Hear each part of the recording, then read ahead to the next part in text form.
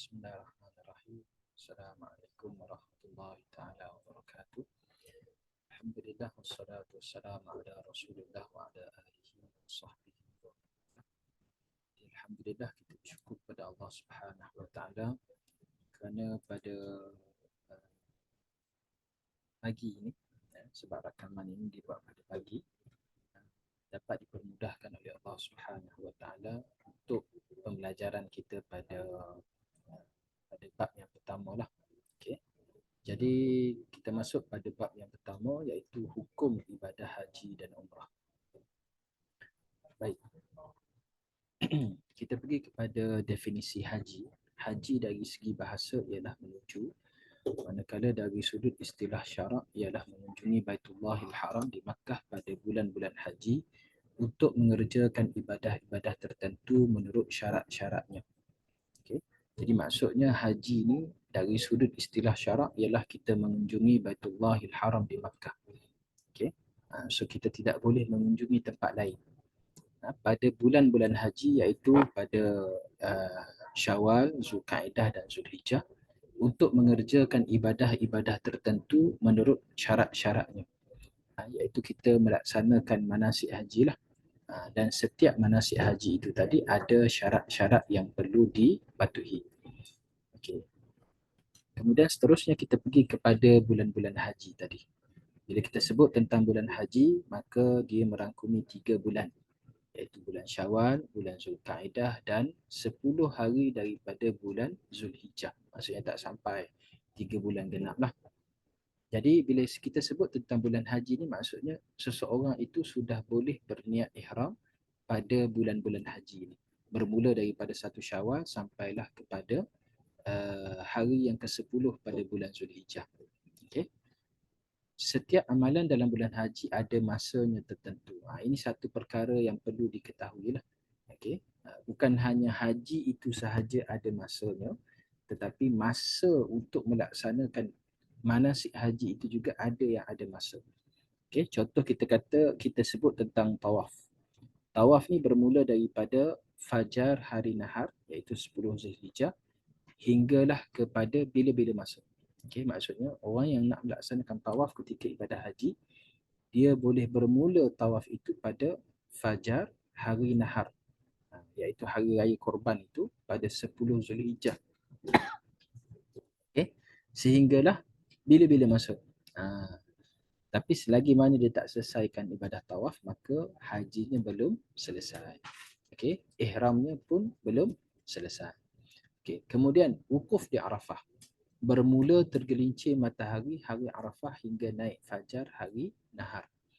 Jadi wukuf di Arafah ni juga ada masanya, iaitu bermula daripada gelincir matahari hari Arafah sehinggalah naik fajar hari nahar.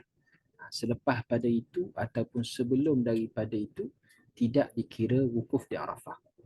Jadi sebab itu tempat yang mana seseorang itu perlukan kepada tasrih ataupun kebenaran untuk masuk ke Arafah ini, bermula daripada gelincir matahari sampailah naik fajar hari nahar itu adalah waktu yang mana seseorang itu perlukan kepada tasrih. Jadi nak masuk masa tu kena ada tasrih. Tasrih ibadah haji lah. Kalau waktu lain mungkin tak ada masalah. Kan? Jadi sebab itu orang yang nak pergi haji ni, dia kena bayar tasrih yang mahal. Kena bayar tasrih yang mahal ini kerana mereka tak boleh masuk di Arafah itu melainkan mereka ada tasrih haji. Tasrih untuk melaksanakan ibadah haji. Okey. Manakala ibadah-ibadah yang lain boleh dilaksanakan. Boleh dilaksanakan, tetapi dua ibadah ini perlu kepada waktunya. Selain daripada itu juga menontarlah. Okey, tadi kita sebut tentang rukun. Tawaf ni rukun, wukuf ni pun rukun. Tapi perkara wajib haji juga ada yang melibatkan masa. Antaranya melontar. Melontar pada 10 Zulhijjah, dan ada juga melontar pada hari-hari tasyrik. Yang ini memang dia ada masa dia. Jadi amalan haji ni dia bukan hanya sekadar masa pada musim haji, bahkan dia ada masa pada pelaksanaan ibadah tersebut. Ada yang ada masa lah. Okey. Baik. Kemudian umrah. Umrah dari sudut bahasa ialah ziarah, manakala dari sudut istilah syarak ialah mengunjungi Baitullahil Haram untuk mengerjakan ibadah tertentu dengan syarat-syarat tertentu pada bila-bila masa. Jadi yang membezakan antara ibadah umrah dengan haji ni ialah waktu dia. Kalau haji pada musim haji, manakala umrah pada bila-bila masa. Okey. Cuma ibadah umrah ni dia tidaklah ada ataupun tidaklah meliputi perkara-perkara yang diamalkan dalam manasik haji. Contohnya, wukuf di Arafah tidak ada dalam ibadah umrah. Kan? Melontar pun tidak ada dalam ibadah umrah. Tapi umrah ni hanya meliputi beberapa perkara rukun sahaja. Iaitu yang pertama, niat ihram, tawaf, sa'i dan juga bercukur ataupun bergunting. Okey. Jadi kalau dah buat semua ni, maka selesailah ibadat umrah. Tapi haji tidak. Haji kena ada wukuf, kena ada melontar.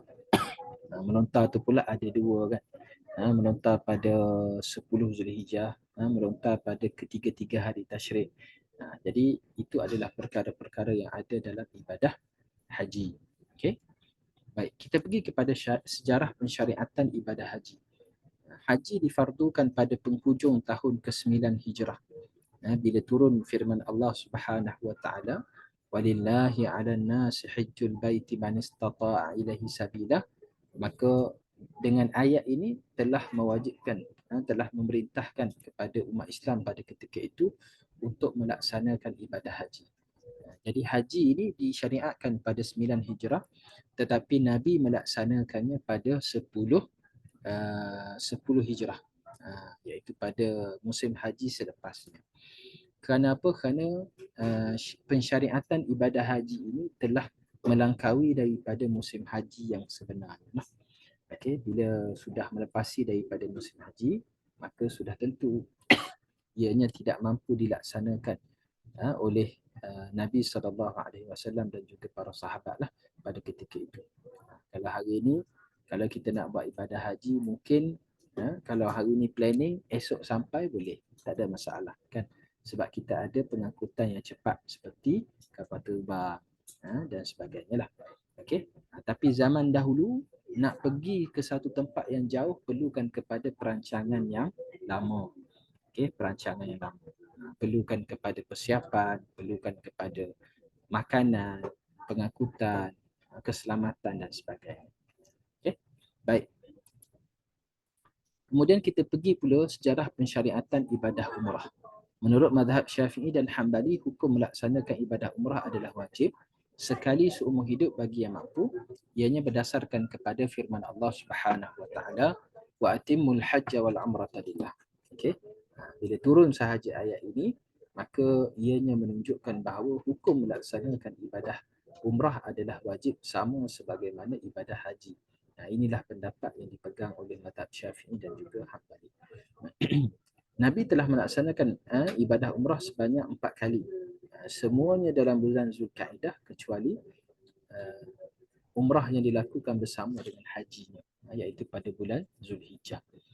Jadi maksudnya Nabi telah melaksanakan umrah ni pada bulan Zulkaidah. Zulkaidah ni sebelum daripada bulan Zulhijjah lah. Okay, Syawal, Zulkaidah, Zulhijjah kan. Jadi selepas Syawal, Nabi akan buat ibadah umrah. Okay. Tapi ialah selepas Syawal ni biasanya orang dah kalau sekarang ni dah tak boleh buat lah kan. Bulan Zulkaidah tu sudah tidak boleh lagi dilaksanakan disebabkan kerana jemaah haji sudah mula masuk ke tanah suci. Okay. Jadi kalau kita nak ambil kita kata nak ikut sunnah Nabi lah kan. Jadi ianya tidak mampu kita laksanakan sekarang. Sebab apa? Sebab dari sudut undang-undangnya sekarang ni, bulan Zulkaidah sudah tidak boleh lagi masuk untuk melaksanakan ibadah umrah. Okey, baik. Jadi Nabi melaksanakan ibadah umrah pada bulan Zulkaidah. Kecuali sekali sahaja yang mana Nabi laksanakan ibadah umrah pada bulan Zulhijjah, iaitu ketika bersama dengan haji. Okey, baik. Kali pertama pada tahun ke-6 Hijrah, ketika itu tidak dapat dilaksanakan kerana berlakunya halangan dan akhirnya berlaku perjanjian Hudaibiyah. Kemudian pada tahun ke-7 Hijrah, iaitu Umratul Qada. Kemudian umrah ketika pembukaan kota Mekah, iaitu pada tahun ke-8 Hijrah. Dan umrah bersama hajinya pada tahun ke-10 Hijrah. Jadi itu adalah sejarah pensyariatan ibadah umrah dan sejarah Nabi melaksanakan ibadah umrah. Baik, kita pergi kepada syarat wajib haji dan umrah. Syarat yang pertama ialah Islam. Orang yang tidak Islam ataupun orang bukan Islam, orang kafir, tidak wajib menunaikan ibadah umrah ataupun haji. Okey. Sebab apa? Sebab syarat untuk melaksanakan ibadah ini dia mesti ahlul ibadah. Dia mesti ahlul ibadah. Maksudnya dia mesti orang yang boleh melakukan ibadah tersebut. Jadi kalau dia bukan ahlul ibadah, maka dia bukan dia tidak wajib untuk melaksanakan ibadah tersebut. Jadi orang kafir bukan ahlul ibadah. Namun begitu mereka juga akan diazab oleh Allah Subhanahu Wa Taala di akhirat kelak bila mana mereka tidak melaksanakan tidak melaksanakan ibadah tersebut. Jadi contohnya orang bukan Islam tak solat, mereka juga akan diazab oleh Allah kerana tidak solat. Contohnya orang bukan Islam tidak melaksanakan ibadah haji, mereka juga akan diazab oleh Allah Subhanahu Wa Taala kerana tidak melaksanakan ibadah haji. Okey. Kerana apa? Kerana walaupun tidak wajib kepada mereka di dunia, tetapi mereka akan dihitung oleh Allah Subhanahu Wa Taala di akhirat kelak. Ianya berdasarkan kepada firman Allah Subhanahu Wa Taala yang mana direkodkan dalam Quran. Allah tanya di akhirat kelak kepada orang-orang yang orang-orang yang kafir ini, orang-orang yang musyrik ini, kenapa kamu masuk dalam neraka ni? Salah satu jawapannya mereka jawab kerana mereka tidak sembahyang. Okay? Jadi orang yang tak sembahyang ni, walaupun dia kafir, dia tetap akan diazab oleh Allah Subhanahu Wa Taala. Tapi di dunia mereka tidak wajib. Kerana syarat wajib kepada ibadah itu ialah Islam. Baik, yang kedua ialah baligh.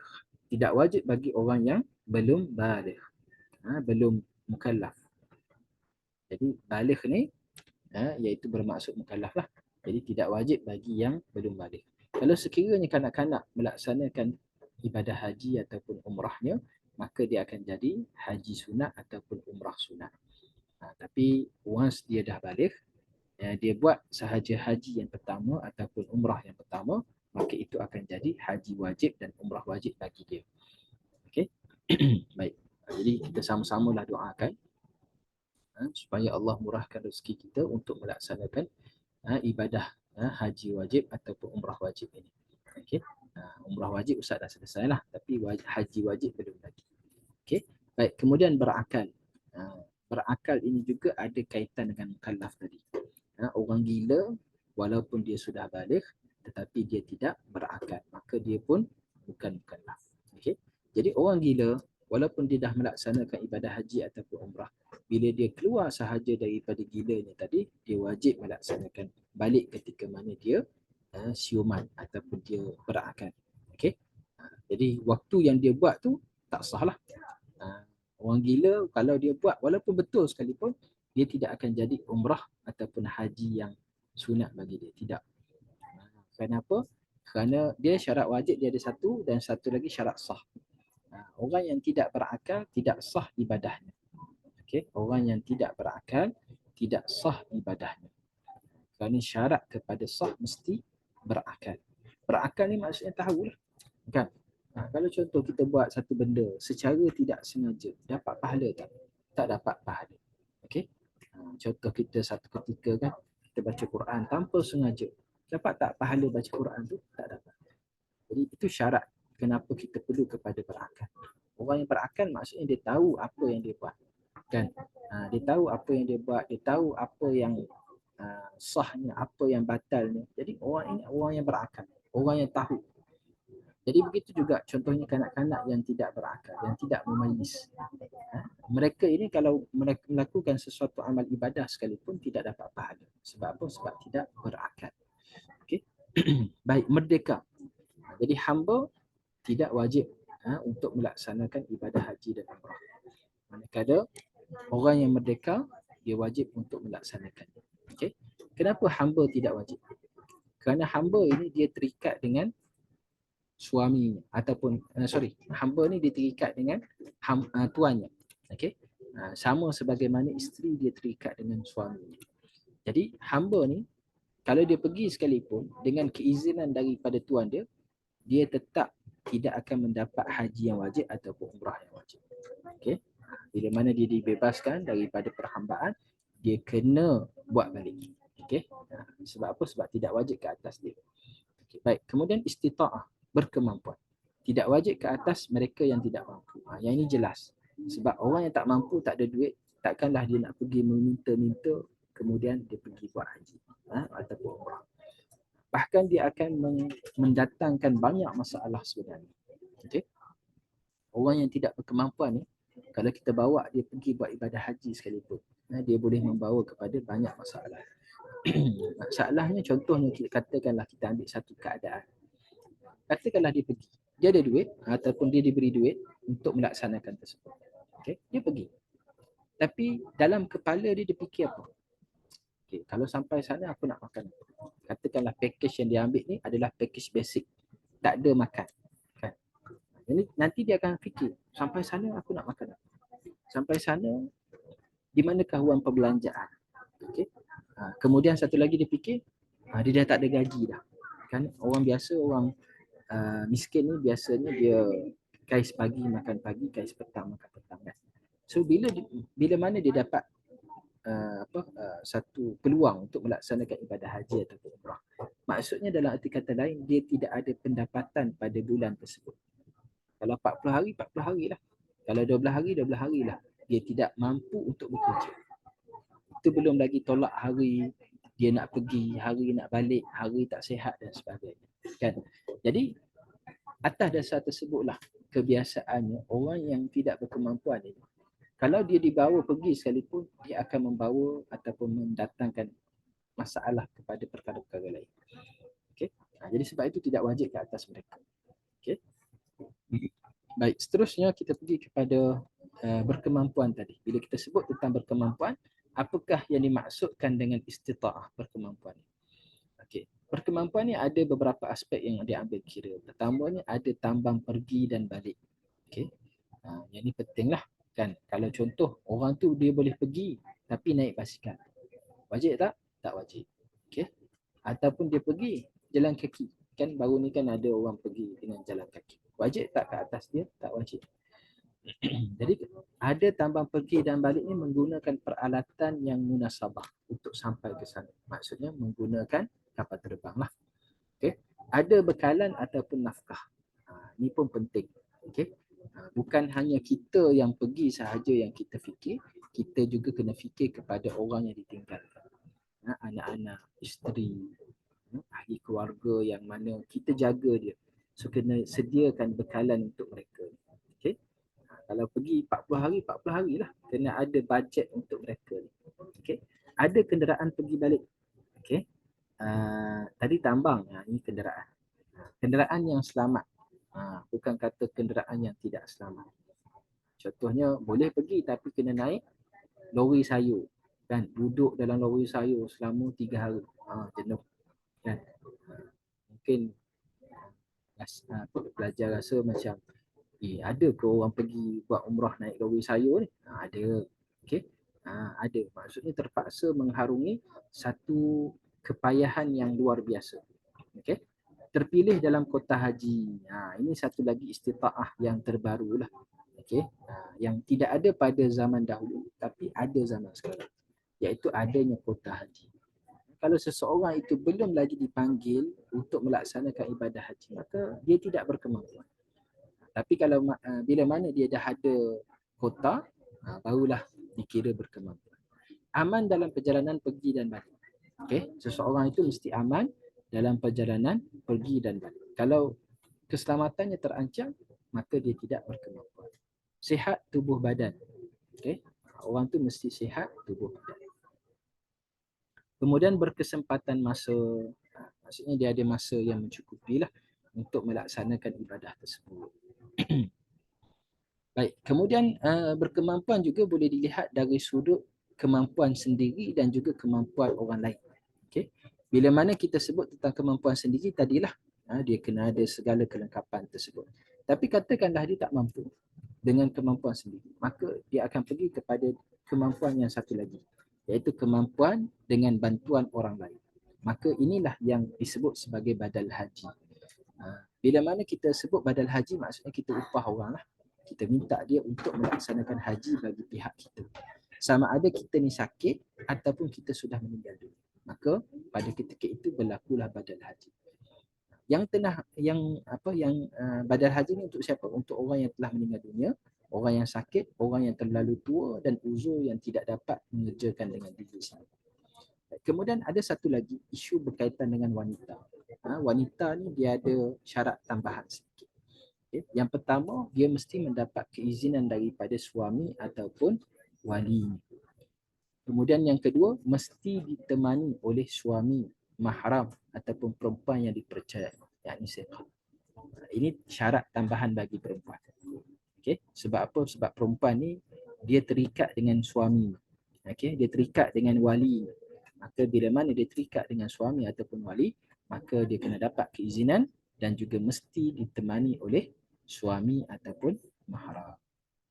Okay. Itu syarat tambahan yang dululah, okay, untuk ditemani itu. Tapi izin tu mestilah, wajiblah kan. Tapi ditemani itu dulu memang begitulah. Okay, sebab itu adalah undang-undang Saudi. Okay, undang-undang kerajaan Saudi.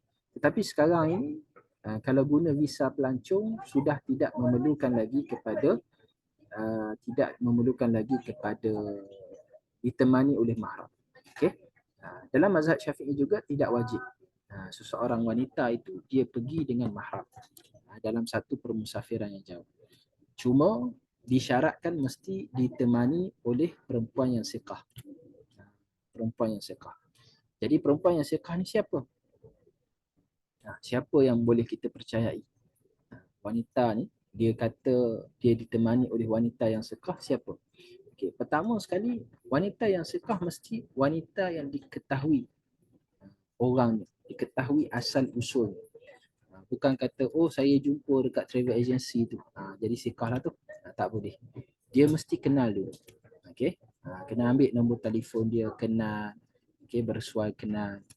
Okay. Siqah juga merujuk kepada orang yang amanah. Orang yang mana kita boleh percaya dekat dia. Kita boleh bagi satu tanggungjawab kepada dia. Maka itu adalah orang yang siqah. Tapi kalau contoh orang tu kita tidak boleh meletakkan harapan kepada dia, maka dia bukan siqah. Okay? Sebab itu contoh kita ambil sahabat yang baik. Okay? Macam mana kita nak kata dia ni sahabat yang baik? Iaitu kita boleh minta pertolongan dengan dia. Ketika kita susah, dia bantu kita. Ketika senang pun dia bantu kita ataupun bersama dengan kita.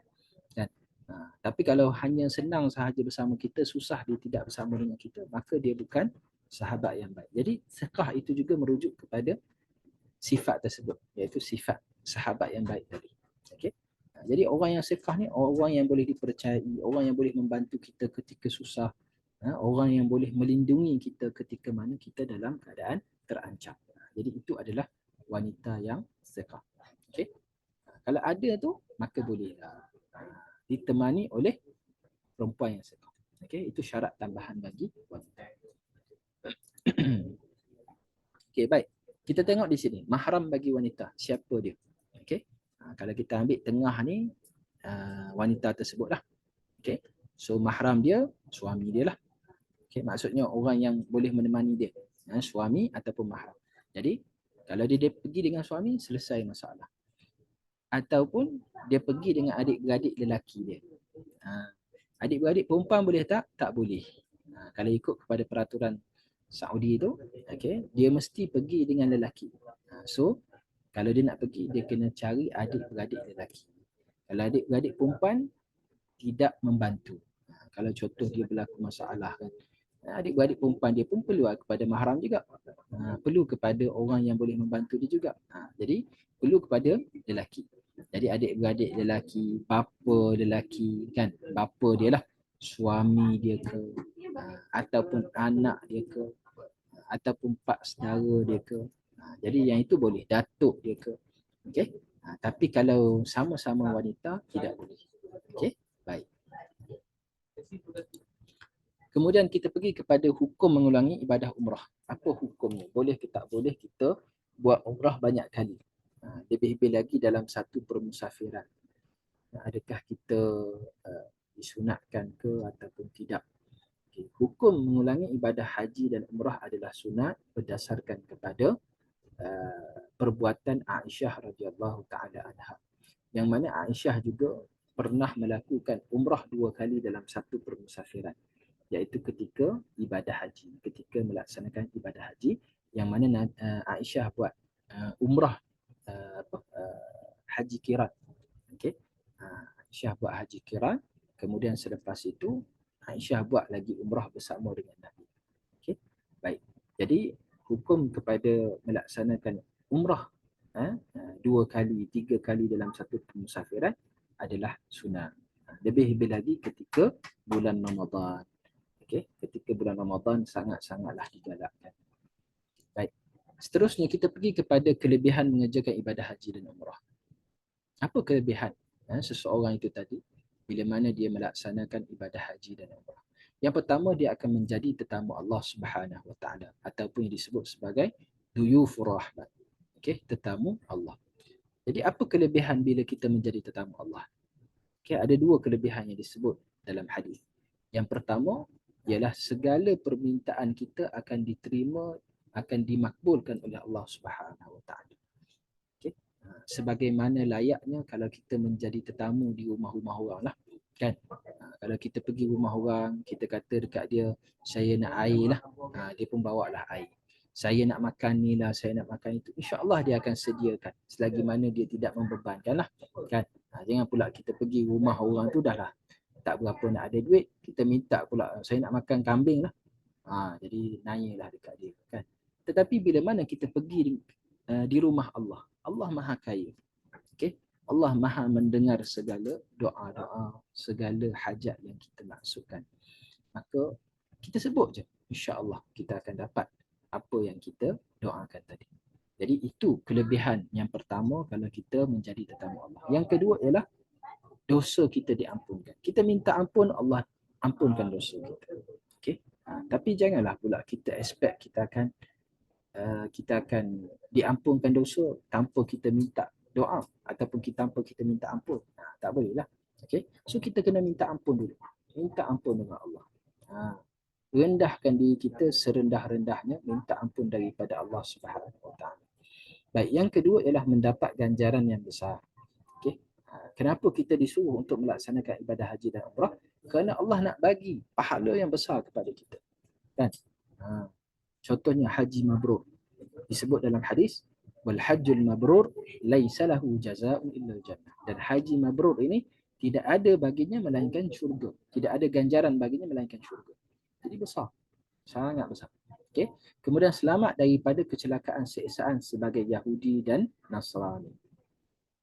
Ini juga satu perkara yang perlu kita takut. Kenapa kita kena selesaikan ini? Sebab Nabi sebut dalam hadis, orang yang tidak ada keazaman untuk melaksanakan ibadah haji dan umrah. Okay? Haji lah khususnya.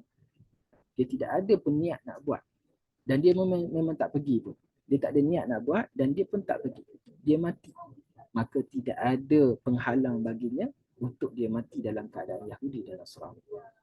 Jadi sebab itu kita kena ada keazaman. Sekurang-kurangnya kita berazam kepada Allah Subhanahu Wa Taala untuk melaksanakan ibadah ini. Okey? Untuk melaksanakan ibadah. Kita letak azam. Okey? Aku usahakan juga. Dapat tak dapat itu nombor 2. Yang penting kena usahakan. Kena cari duit, kena simpan. Okay? Kalau contoh kita nak pergi lagi 10 tahun. Hari ni kita dah kena mula menyimpan. Paling mudah nak pergi sekarang ni, kena simpan 30,000. Itu paling mudah. Maksudnya kita pergi atas tiket T20. Sebab apa? Sebab T20 tu maksudnya dia bayar full cost. Jadi kebiasaannya mudah dapat. Tapi kalau kita nak berharap dapat yang apa, package B40 tu, B40 tu, yang itu yang susah sikit nak dapat sebab berebut orang nak pergilah. Okey.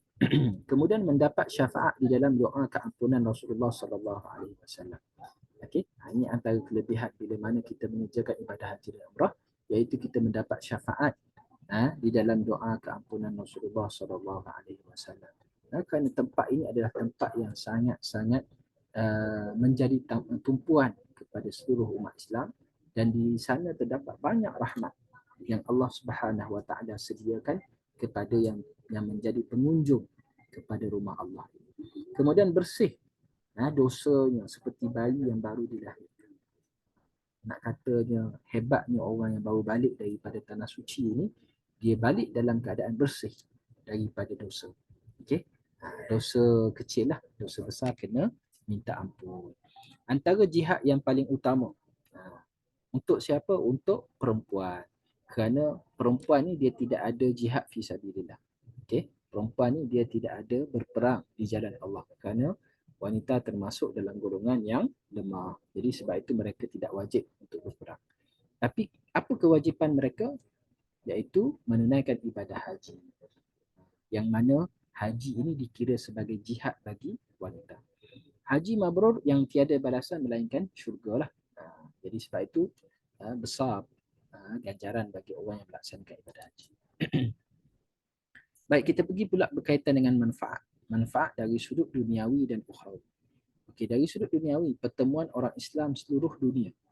Okey. Ini kelebihan lah. Bila mana kita pergi ke sana, silap-silap kita boleh jumpa kawan-kawan kita yang dah lama kita tak jumpa. Okey.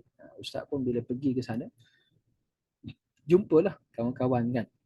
Kadang-kadang kita duduk sama-sama orang Kelantan. Tapi bila pergi sana baru jumpa. Dekat Malaysia ni tak jumpa. Tapi dekat sana baru jumpa. Okay.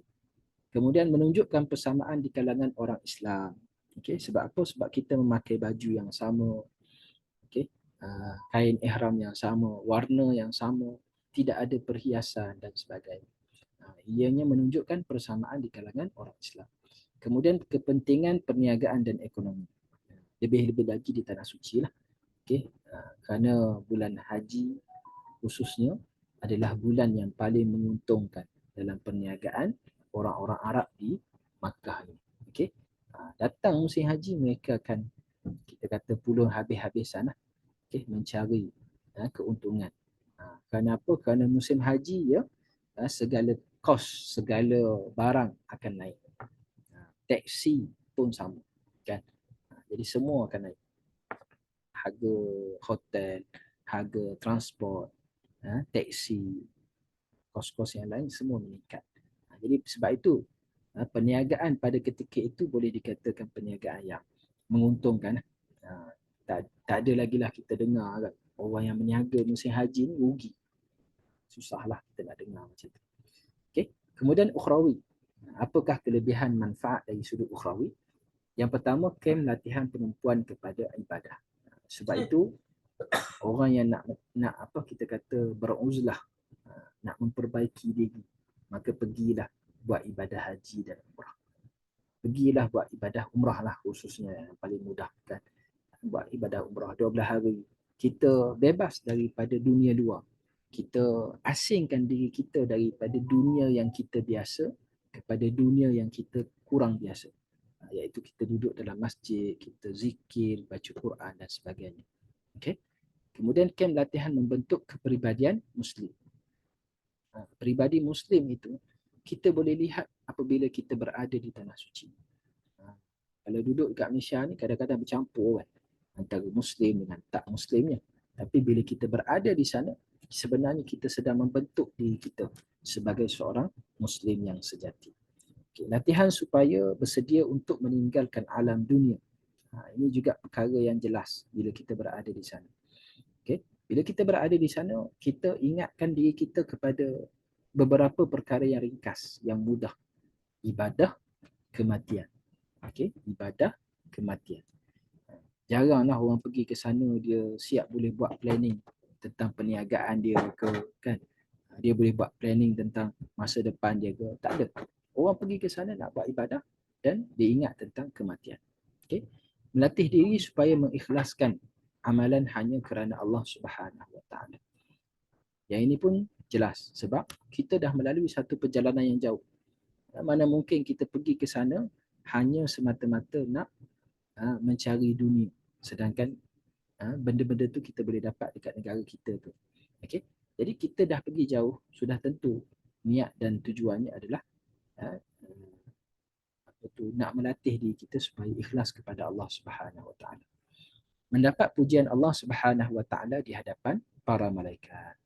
Sebab Allah telah memuji kita di hadapan para malaikat dengan berbangga-bangga dengan kehadiran kita di rumah Allah. Mendapat ganjaran pahala melihat Kaabah. Lihat Kaabah pun dapat pahala. Apatah lagi kita keliling Kaabah tu kan. Kita tawaf. Lihat sahaja pun dah dapat Kaabah. Dah dapat pahala. Dah dapat rahmat Allah. Jadi sebab itu orang yang pergi ke tanah suci ni janganlah lepaskan peluang untuk iktikaf di hadapan Kaabah. Iktikaf dan melihat Kaabah. Okay? Mendapat haji mabrur dan keredaan Allah Subhanahu Wa Taala. Ini juga satu perkara yang akan diperolehi apabila seseorang itu melaksanakan sebaik mungkin. Dan haji mabrur ni adalah haji yang paling tinggi lah. Okay? Haji yang paling tinggi. Jadi bukan satu perkara yang mudah untuk diperolehi, melainkan oleh orang-orang yang ikhlas, yang benar-benar fokus dalam ibadahnya. Baik. Jadi itu sahaja sesi rakaman dan juga pembelajaran kita pada hari ini. Terima kasih kepada semua pelajar yang telah menonton rakaman ini. Kita sudahi dengan wabillahi taufiq wal hidayah. Wassalamualaikum warahmatullahi taala wabarakatuh.